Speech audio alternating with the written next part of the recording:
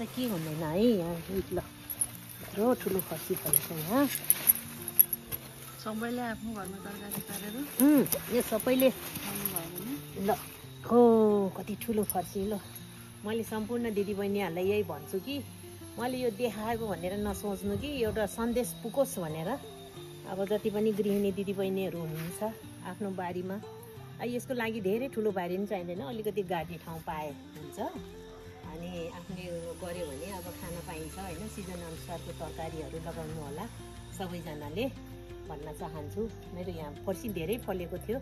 हामी टिपेर खान पाएछ यतिखेर अब तरकारीहरू महँगो हुन्छ नि त बजारमा आफूले गरेपछि खान पाइयो यहाँ मेरो करेला छ यहाँ बरेला छ फर्सी छ उता बारीमा सबै कुरा छ मान्छेले गरेर नहुने चिज चाहिँ नुन र तेल हो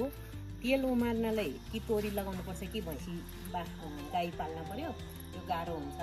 त्यहाँ अरू चिज चाहिँ सबै हामीले गर्दा हुन्छ त्यही भएर सबैले चाहिँ गर्नु होला मेरो भिडियोहरू हेरेर मेरो तरकारीहरू हेरेर तपाईँहरूले पनि आफू खानको लागि सबैले गर्नु होला है भन्न चाहन्छु म ल बरेला नै फलेको छ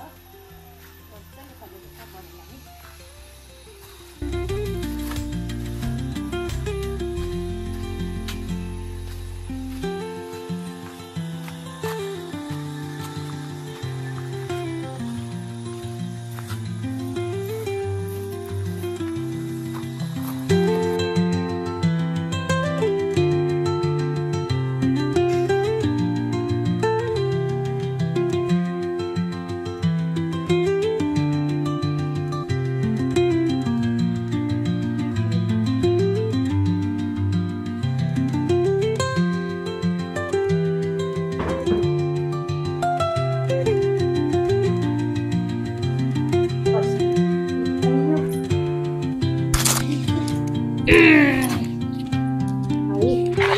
फर्सीको मुन्टा पनि बिहानै टिपेर ल्याइरहेको छु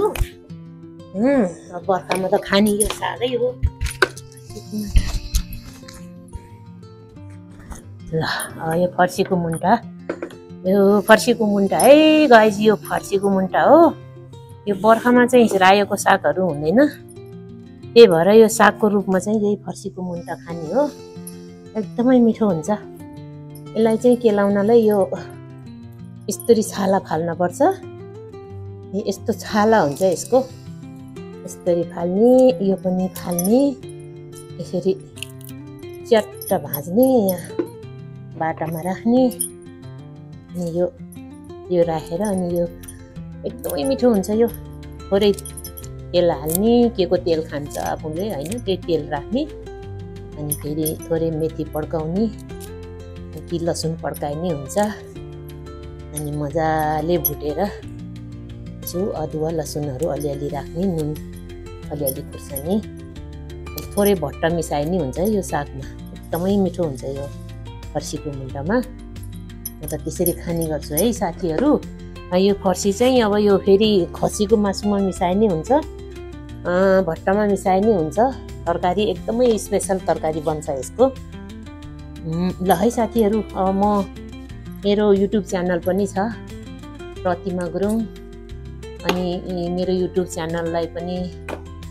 लाइक कमेन्ट सेयर सब्सक्राइब गरिदिनु होला अनि त्यसपछि युट्युब के भन्छ अरे टिकटक पनि छ मेरो प्रतिमा MRS प्रतिमा टिकटकमा पनि फलो गरिदिनु होला र फेसबुकतिर पनि यसो साथी बनिदिनु होला